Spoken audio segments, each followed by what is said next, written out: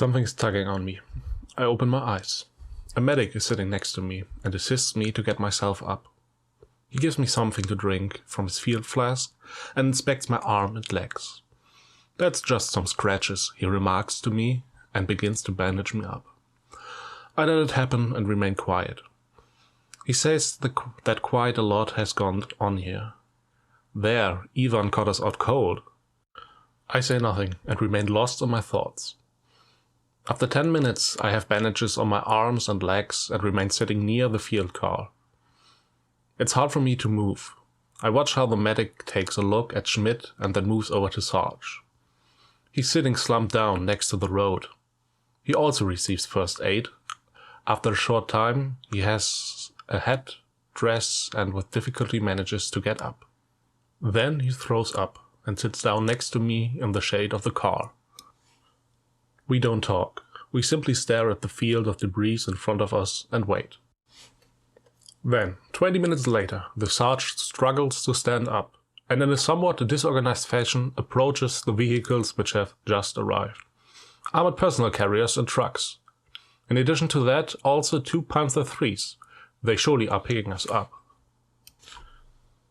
The wounded are taken care of and the dead are being gathered. 2 corporals come over to pick up Schmidt. I tell him to leave him there. I take care of him, together with Sarge. They simply look at me with a meaningless facial expression and start tugging on the body. I get up and shove the 2 out of the way.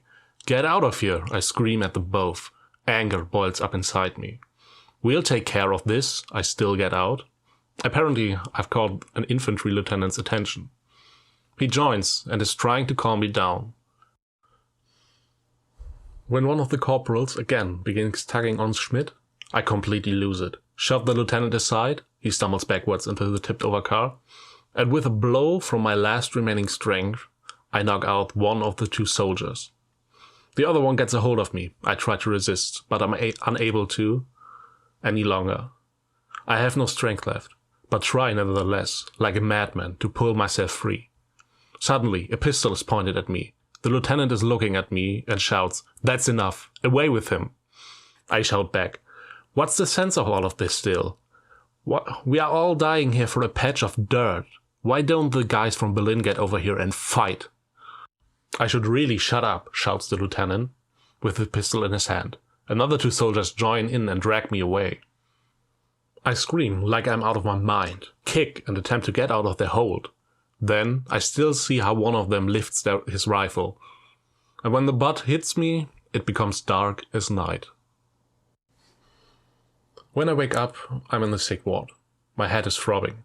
I'm aching all over my body.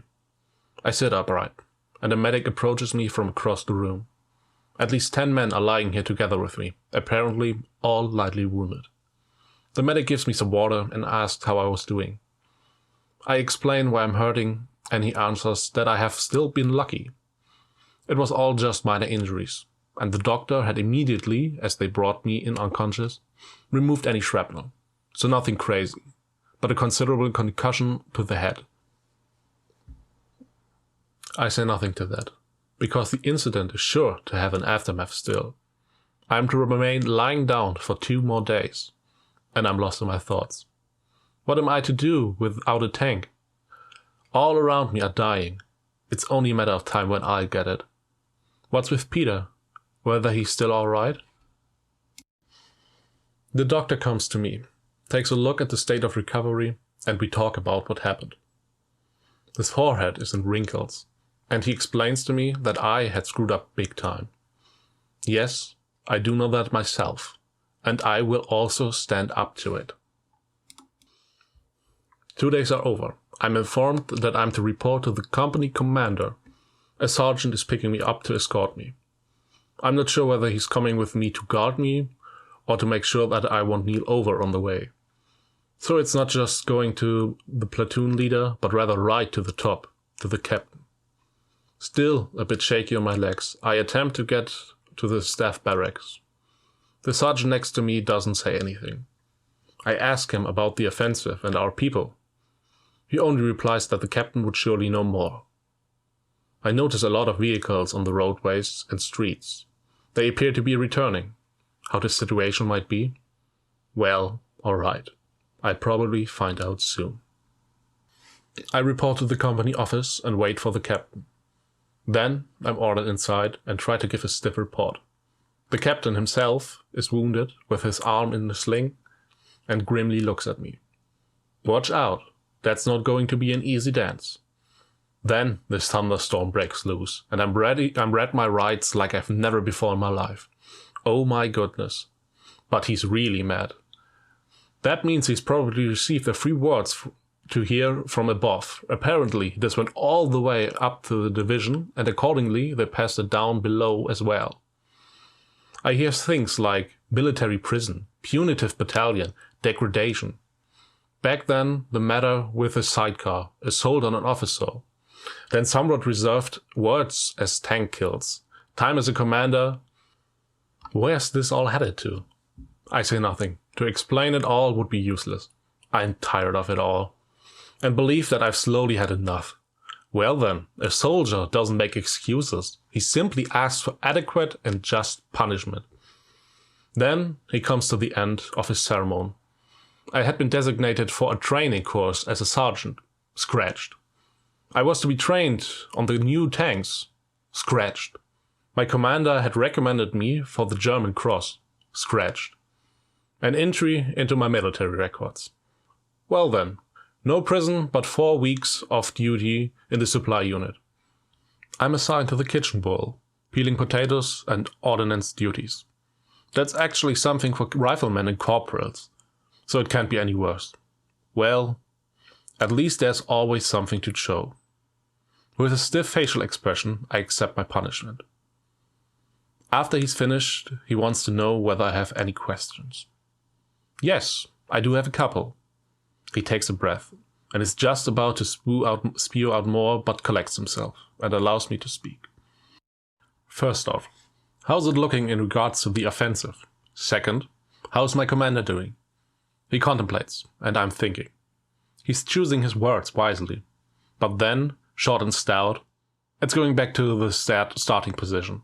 It wasn't meant to be. The Russian was attacking everywhere, and we had to withdraw the assault unit so that we weren't suddenly trapped. He explains to me. After that, he also says that my commander was fine, and still standing at the enemy. Then he kicks me out, and I trot out of the staff building to my quarters. This time without a guard. The staff officer also has advised me that I was to report to the supply unit today. Therefore, I get on my way. Once I arrive there, a lieutenant is in charge. I report to him. He takes notice of me, doesn't say much, and sends me to the area of the improvised kitchen. The kitchen bull, an old master sergeant, is not excited.